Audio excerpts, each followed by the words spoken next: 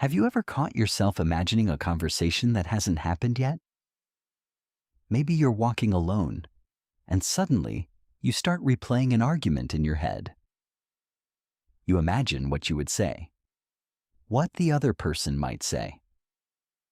You play the scene again and again, or maybe you imagine future situations, a big success, a confrontation, a perfect moment where everything goes exactly how you want.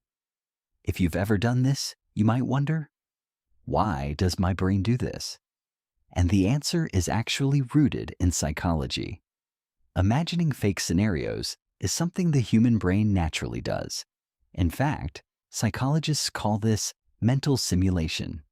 Your brain constantly tries to predict the future so you can be prepared for it. So, when you imagine a future conversation, or replay something that never happened, your brain is essentially training itself for possibilities. Think of it like a mental rehearsal. Athletes use visualization to imagine winning a race before it happens. Public speakers imagine their speech before stepping on stage.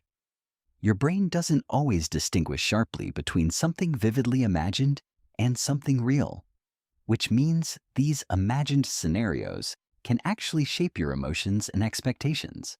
But not all imagined scenarios are the same. Some people imagine positive outcomes.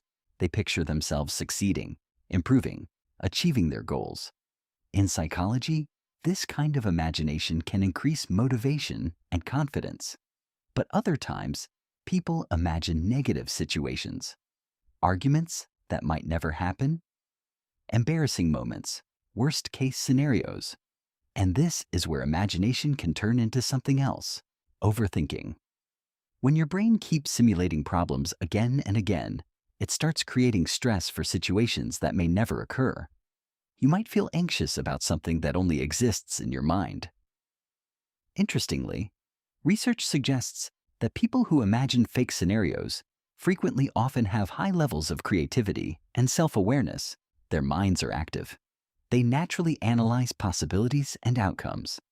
But that same mental activity can also make them more prone to rumination. So the real question isn't whether imagining fake scenarios is good or bad. The real question is how your mind uses it. When imagination becomes preparation, it can be powerful. It helps you think ahead, plan better, and build confidence. But when imagination becomes endless worry, it traps you in a loop of thoughts that drain your energy. The difference lies in awareness. When you notice your mind creating a scenario, pause for a moment and ask yourself, is this helping me prepare? Or is it just creating stress? If the scenario helps you think through a real situation, it's useful. But if it keeps repeating without purpose, it might just be your brain searching for control. And sometimes the best thing you can do is simply return your attention to the present moment. Because while the mind is incredible at imagining the future, life is only ever happening right now. And the more aware you become of how your mind works, the more control you gain over it. Your thoughts stop controlling you, and instead, you begin to understand them.